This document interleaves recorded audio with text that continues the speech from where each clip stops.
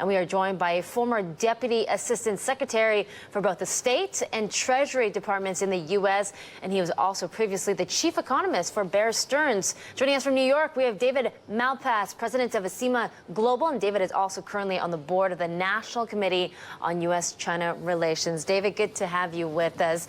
Let's try to break through the politics, shall we? Because some warm words between U.S. President Barack Obama and Chinese Premier Jiabao after their meeting. But what do you think of the meeting itself? What kind of words were exchanged during, I guess, those discussions?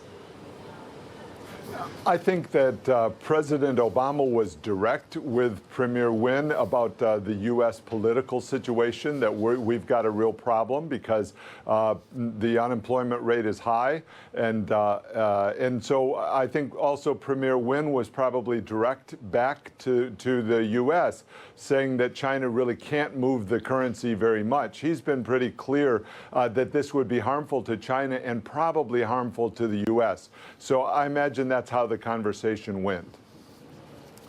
Well, unfortunately, we are close to midterm elections taking place in November. Even Democratic leaders, House Democrats, say that they are moving towards this legislation to actually basically tariff and levy Chinese imports. Do you think that will have any defining impact on where the yuan goes in the next few months?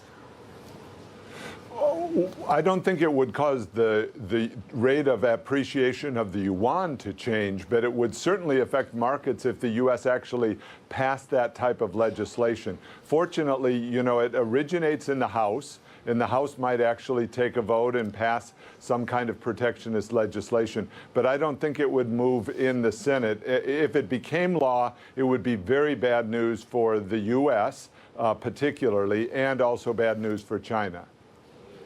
Yeah, David, can you give me a probability on that happening? Because it seems like these calls are growing louder and louder coming from Washington, D.C., and more politicians are jumping on the bandwagon.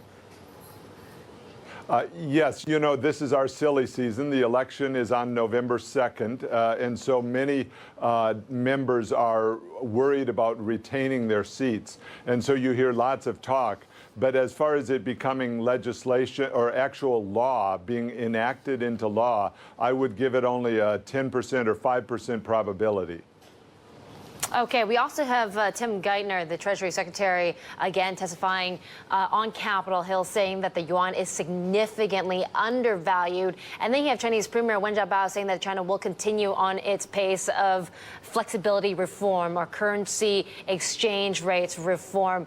In the end, when these two come to meet, I guess, what sort of solution do you think they can come up with? Will the yuan possibly be revalued this year? Well, it's already being revalued gradually, but China's been very clear in looking at the Japan example from the 1980s. Remember what happened? The U.S.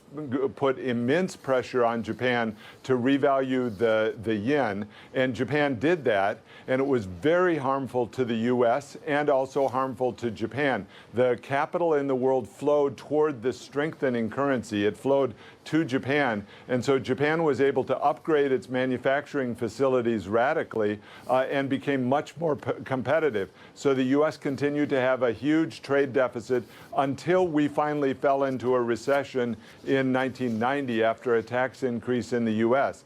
And so China is looking at that experience and has been very clear to the U.S. that this would be bad for the U.S., bad for China, and it's not going to happen. So that leaves us with the political reality of the situation. Yeah, David, something that Stephen Roche also pointed out as well just a few days ago with us. Thank you for that, David. David Malpass, president of Encima Global.